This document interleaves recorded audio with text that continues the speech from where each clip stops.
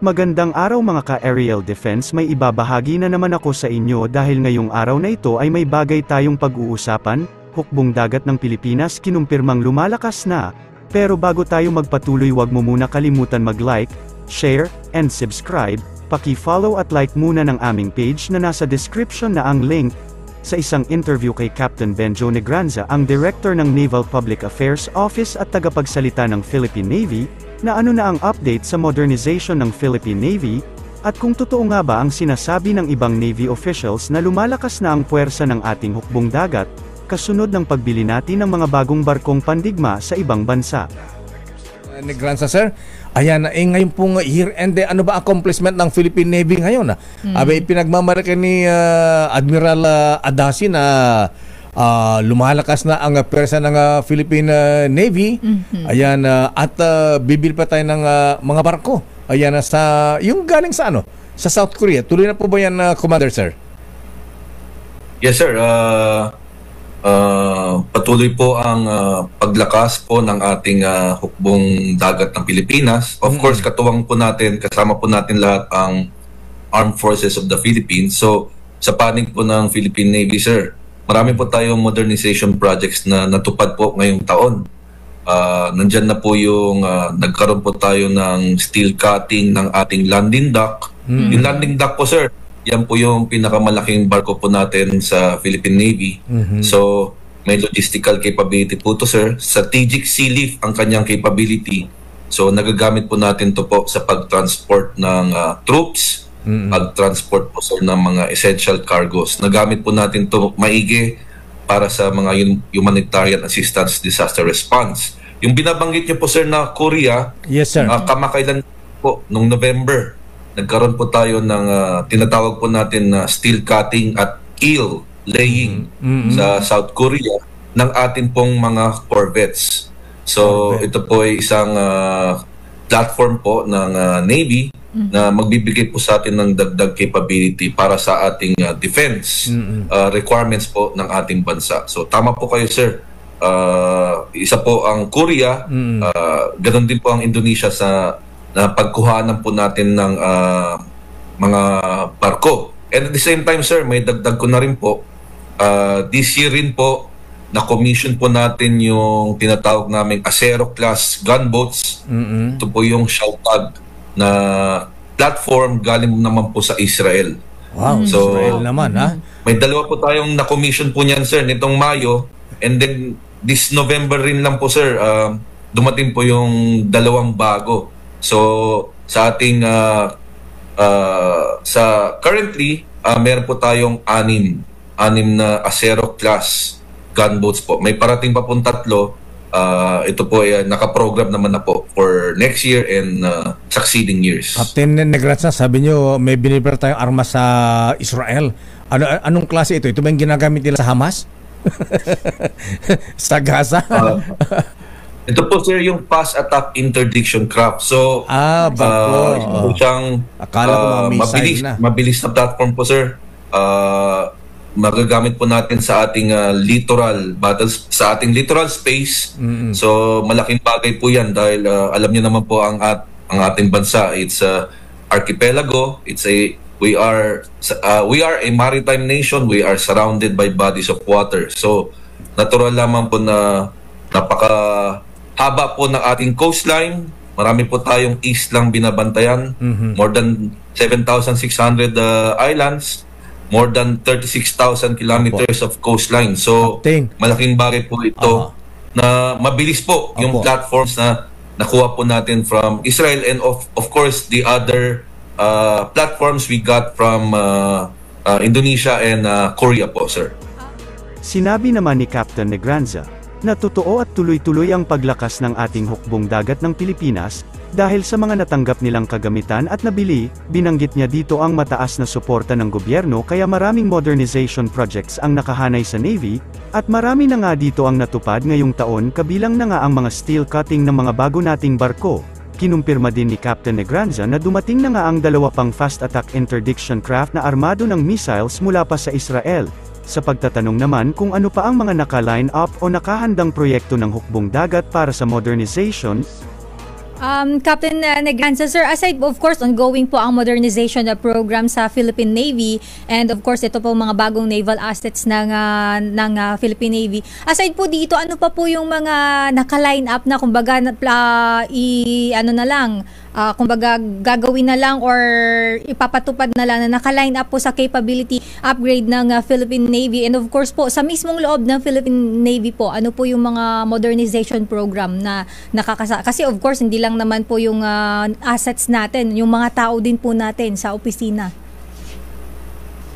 Yes ma'am, correct po kayo. Of course, ang modernization po dapat titignan po natin holistic kasi hindi lamang po platforms po yan. Of course, dapat meron po kayong pag-maintenance, kung paano mo siya i-administer, paano mo siya i-maintain, saan natin siya igagarahe. Sama po yan sa ating mga ilan sa mga modernization endeavors po natin. Of course, ating mga bases na nakakalat po sa nationwide, sama po yan sa ating minomodernize, pinapaigting upang ma-accept itong mga panibagong assets. And of course po sir, ma'am, patuloy po ang hindi lang po kasi platform we have to modernize our mindsets. Karamihan sa ating mga parating na barko, these are state of the art, these are modern capabilities. So digital, computerized, and the way that we can use this properly is if qualified po yung ating personnel. So kasama po yan, meron po tayong patuloy po ang ating mga courses na binibigay sa ating mga training and courses na binibigay po natin sa ating mga personnel. So meron po tayong local training, meron po tayong training abroad para po mapunan po ang requirements ng ating mga makabagong gamit, sir. Captain Negranza, sir, ang Philippine Navy ba, meron din po bang air assets, mga helicopter, airplane, di ba, sa mga warship ba? May mga asset ba tayo, air asset na kayang lumandi ang helicopter o kaya malit na aeroplano o kaya fighter jets? Meron ba tayong capability na ganyan na pwede nating iparada rin sa West Philippine Sea para protektahan nating soberenya, Captain Negranza? Yes, sir. Salamat po, sir.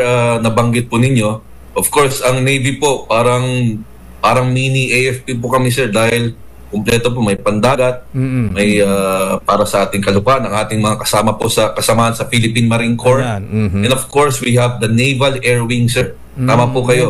We have helicopters.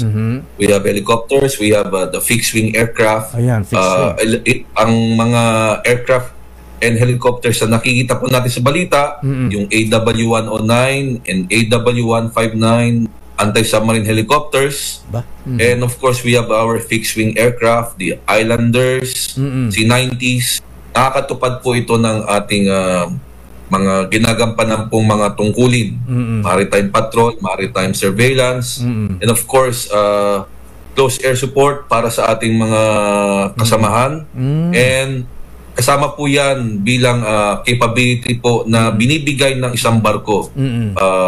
Tandem po yan, sir. Ang ating frigate, ang ating anti-submarine helicopter, they work in tandem, sir, para ma-fully project ang kanyang capability po sa dagat.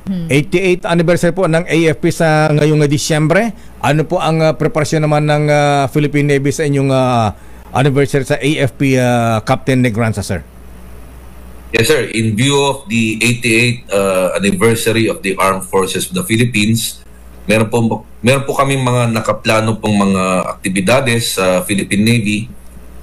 Magkakaroon po tayo, sir, nakaplano po sa amin ang ship's tour sa ating mga naval operating forces. So, bibigyan po ng pagkakataon ng ating publiko upang mabisita po ang ating mga naval operating forces na nakakalat po nationwide, mula norte, pa-west, pa-east, bandang gitna sa Visayas, and then sa Mindanao. So magkakaroon po ng pagkakataon ng ating mga kababayan upang makabisita po sa ating naval forces. Mabisita rin po yung mga available na barko po doon. Makadaupang palad po nila ang ating mga sailors and ating mga marines. And makausap po alam niyo po ang ating mga sailors and marines, masaya po sila na pag may nakikitang mga kababayan natin na nakikita po nila yung full support para sa kanila. So nakakagaan po talaga ng aming trabaho na nalalaman po namin na kami po ay sinusuportahan po ninyo, sinusuportahan po ng ating mga kababayan. Yun po, sir. Maraming salamat po at dapat maimbita niyo si Sister L dito para mapasok din yung mga barko ninyo diyan sa Philippine Navy dito lang sa kapitbahay natin sa Ruas Boulevard. Captain, sir? Yes, sir. Maraming salamat po at maganda umaga at happy. Sinabi ni Captain Negranza na isa sa mga nakahandang proyekto ay ang pagtatayo ng pasilidad katulad na lamang ng mga naval base. Ipinagmalaki din ni Captain Negranza ang mga kagamitan ngayon ng Naval Air Wing katulad na lamang ng bago nilang anti-submarine helicopter, kulang pa man at hindi pa sapat kung ito ay titignan sa ngayon, dahil alam naman natin mga ka-aerial na patuloy pa rin gumugulong ang ating modernization sa buong hanay ng militar. Pero kung dumating na ang lahat ng mga ito na binili nating armas para sa ating hukbong dagat, ay mararamdaman na natin at makikita ang kanilang presensya at puwersa sa iba't ibang panig ng bansa. Sa pagkukumpirma 10 na bagong malalaking barko ang aasahan na darating pa at ang 10 na barko na ito ay mga armado na o may nakakabit na iba't ibang modernong armas. Hindi pa kasama sa bilang na yan ang mga matatanggap nating segunda manong barko mula sa ibang bansa. Para sa mas madaming update tungkol sa ating defense, abangan lamang ang aking mga bagong video. Para naman sa mga gusto magpa-shoutout, mag-comment lamang po at share, paki-follow at like muna ng aming page na nasa description na ang link. Huwag mo na rin kalimutan mag-like, share, and subscribe. Pindutin mo na rin ang bell para updated kayo sa aking mga video. Maraming salamat po.